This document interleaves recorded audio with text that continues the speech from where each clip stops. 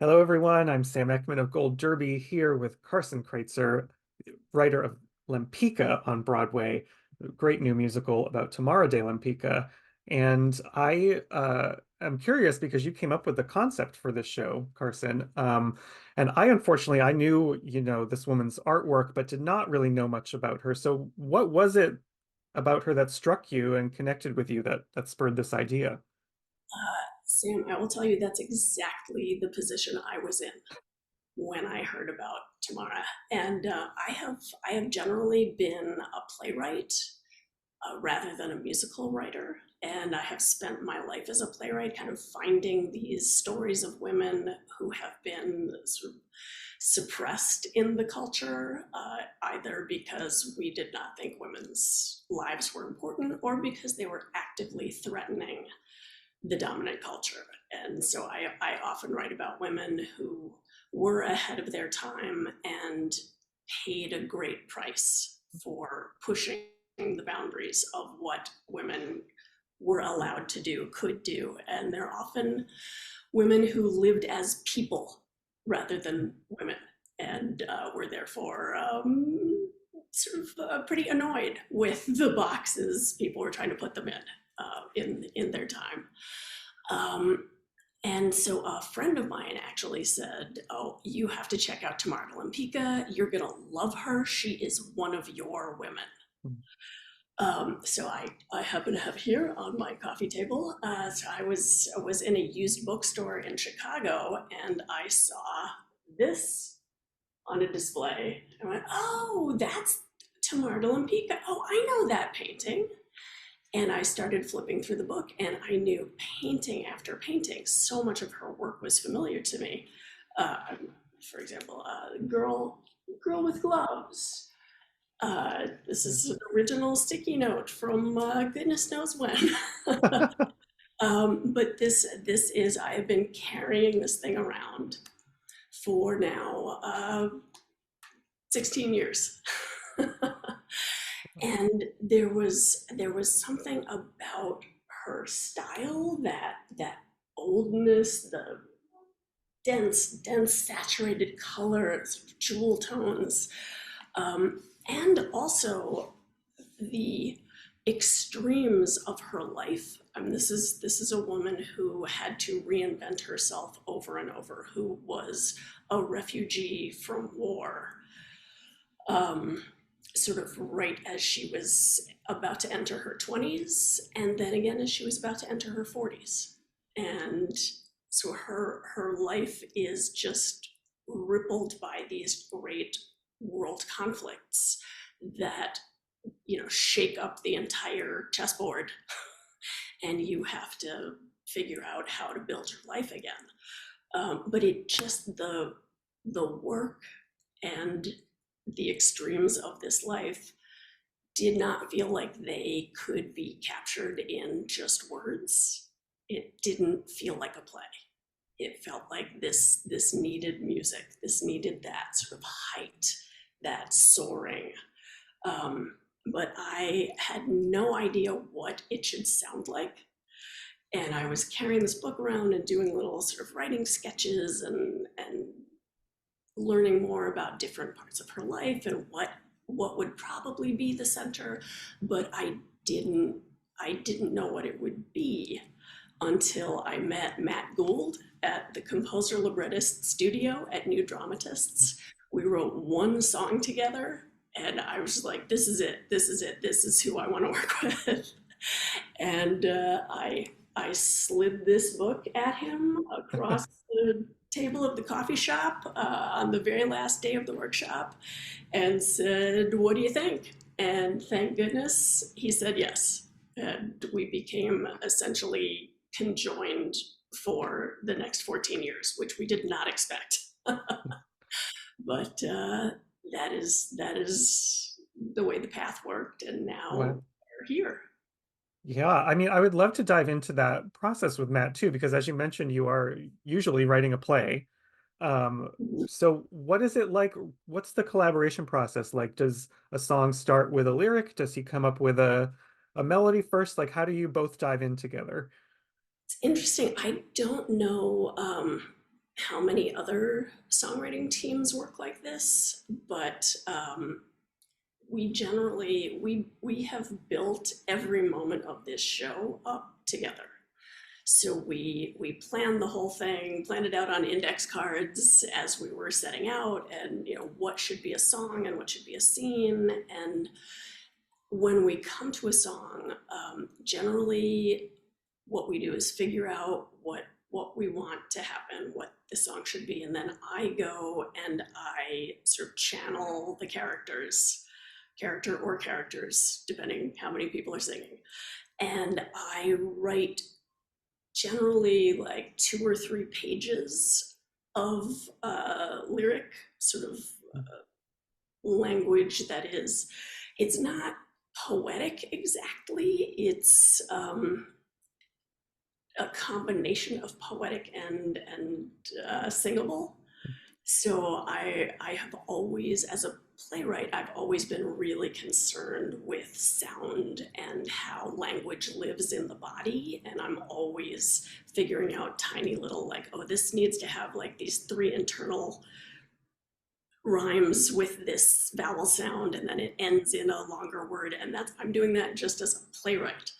So working with Matt, suddenly the way I work makes sense. And I think my language has always wanted to kind of ride with music. Um, so I do a bunch of stream of consciousness lyric content. I think Matt called it once. And then in the early days, I would print out from my laptop, and Matt would put the sheets of paper up on the piano and see what that evoked in him and start playing music. And he would sort of pick out, oh, this feels like the chorus, and this feels like the verse, and I need 2 more lines that rhyme with this.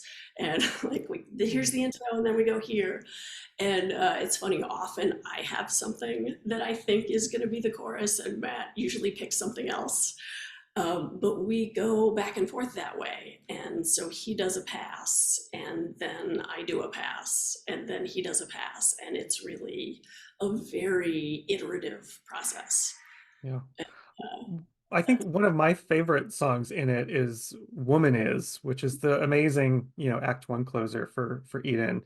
And what I love about it is the lyrics she calls back through the lyrics her teachings from her art teacher and kind of reframes those teachings for herself in this moment of self-discovery. Can you talk a little bit about the creation of that moment? so yeah, Woman Is was the first song Matt and I wrote for the show. And I had been doing all this research into her life, so I knew all these things about what we were going to want to have in the show. And I had all these biographical details, and I had um, lessons from, she studied with a painter named Andre Lotte, and he had this wonderful saying that the actual quote is like, a painting is not so much a woman or this or that. A painting is a flat surface covered with paint. And I just love the revolutionary flip of that idea, that you think you're putting a human on the canvas, and what you are doing is layering pigment and color, and you are choosing what the audience will see to build up that picture. And that's something that has come back to me a lot as a writer, that for all the, oh, I'm channeling this person and I know what they would say, I still need to do the work of, what am I showing to the audience, in what order, where are they grabbing onto pieces, what is the picture they are putting together. So yeah, I had all this Tomorrow stuff swirling in my head, and just Woman Is all came out, and we put that together quite quickly. One of my favorite moments is Matt sitting at the piano, and the lyric was your heartbeat, your heartbeat, your heartbeat, which to me was bum bum bum bum bum bum. And Matt said, "Would you mind if it was a little off? It was your heartbeat, your heartbeat, your heartbeat, your heartbeat." And I just went, "Oh my God, that's the tachycardia of love, of your heart being out of control." And like, yes, yes, please. And I think that's the moment when I went, "Oh, we're gonna be good together. Hmm. This is gonna raise what we're doing." So the moment with the art teacher was actually written later to set up Yeah. painting is not a woman or a warhorse or a glittering sky. And I knew that was happening in this song and was in this really important position at end of Act One. So we had to build the first part so we could land in what had just been really instinctive flow of thought. Yeah. I think it's one of the many moments in the show that really highlight how her art, her view of beauty is tied into her political identity, is tied into her sexuality. Like I don't think I've ever seen a bisexual lead of a Broadway musical before displayed this way. Was that like what was it like approaching that aspect of the character and having all those identities tied together? Um, I mean, it was certainly always very important to me that we were telling the story that would be true to the woman at its center. And she was, I'm going to say, extremely bisexual, which you can tell from her work. I mean, this is a woman who paints in this extremely sensual way that she often painted her lovers. And the way she paints women's bodies is so lush and appreciative. I mean, not just the nudes. I mean, the nudes are breathtaking, but that painting I showed you before, the girl with gloves, Mhm. look closely, her her belly and her navel is visible through the fabric that's clinging to the body. And she just loves a woman's curves in a way that I think is somewhat shocking today. And often I show people the painting of her muse, Rafaela, that I think is one of the best things she ever painted. Is this incredibly lush, sort of Caravaggio-esque nude. And often when I show that to people, the first reaction is, oh, so she's really, that's not what we would think of as an attractive woman right now. Like she's big. Mhm. And that is the body that Tamara loves. It's powerful. It's not this little slip of a thing that's about to disappear, which I think is more what we are trained to think of as attractive, is a woman who is almost not there. Right. um, and so I always knew this piece was going to be true to Tamara. What I didn't think is that we would get to be on Broadway. I did not think Broadway was going to be ready for a musical that is really taking every aspect of this complicated and difficult woman and that is flying in the face of the sort of traditional musical narrative of there is one person for you and you meet them across a crowded gym, say, and you sing together and either it works out, musical comedy, or it does not work out, tragedy. But this is really a story of a woman who loved two people, loved a man and loved a woman, and wanted what every male artist of the time took for granted: a home life and a lover.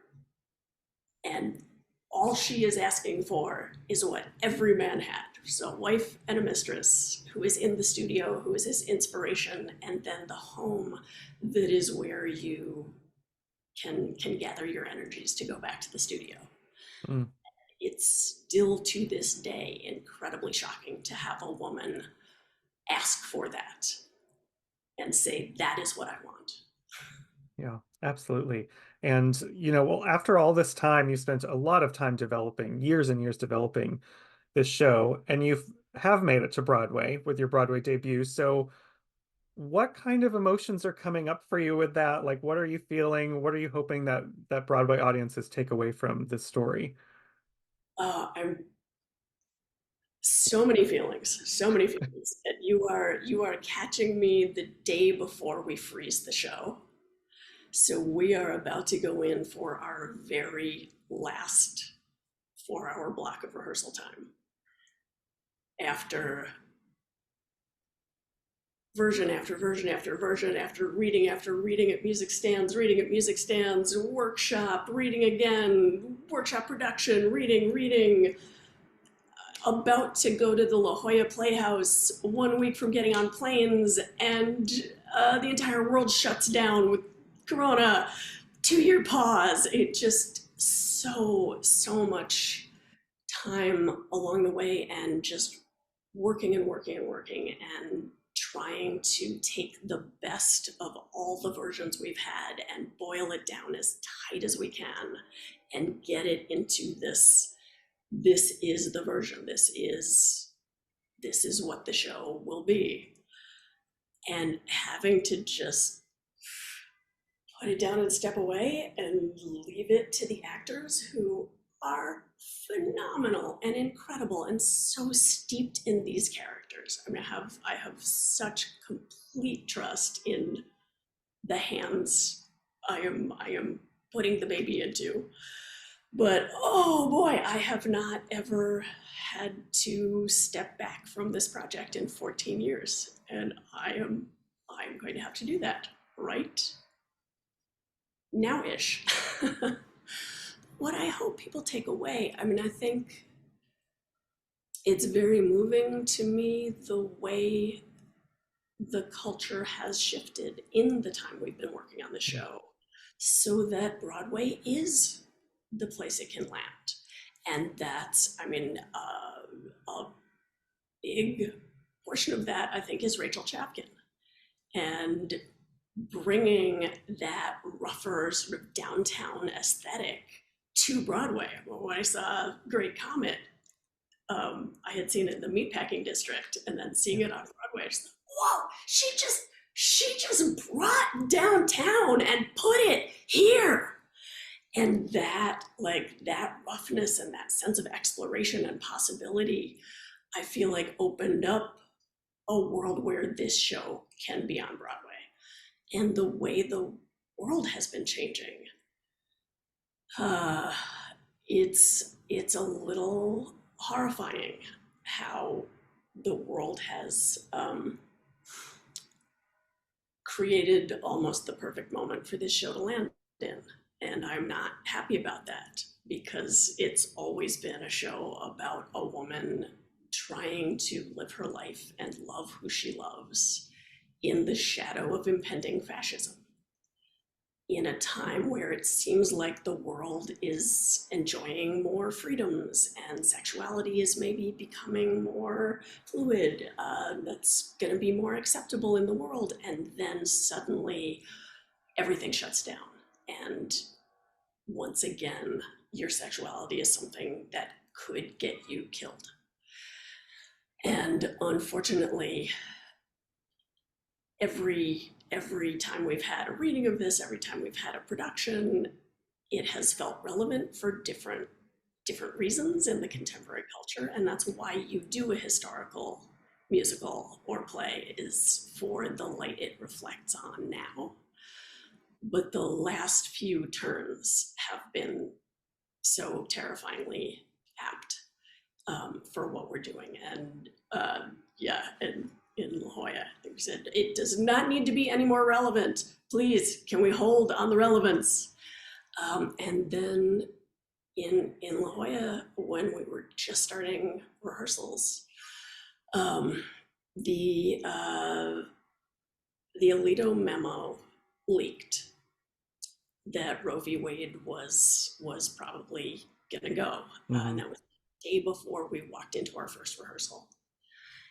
And the day of our final time to work in previews before the freeze, what I will have here Tuesday, um, the decision was announced, and Roe v. Wade fell. We have a moment at the top of Act Two that's it's now spoken. At the time, it was lyric, and the Baroness sang to Tamara, "The world right now may seem more free than we thought it could ever be. Nowhere else more than here in Paris, but things can always snap back." And there was an audible gasp from the women in the audience that night. And as we are in this preview period here, I think the vilification of the trans community is so present and so much a part of the way unscrupulous people are using scapegoats to gather forces, and it's completely venal and for a purpose, and people are being so gravely harmed. So I'm very very happy that this show is claiming that kind of space and is claiming a right to speak and to be ourselves and to be our full selves and not to go back. Yeah. Well, we're very happy to have it here on Broadway. Relevance is unfortunate, but it's a great show to have here. So congratulations, Carson, on your Broadway debut, and thank you for sitting down to join me. Oh, thanks so much. It's a lovely conversation.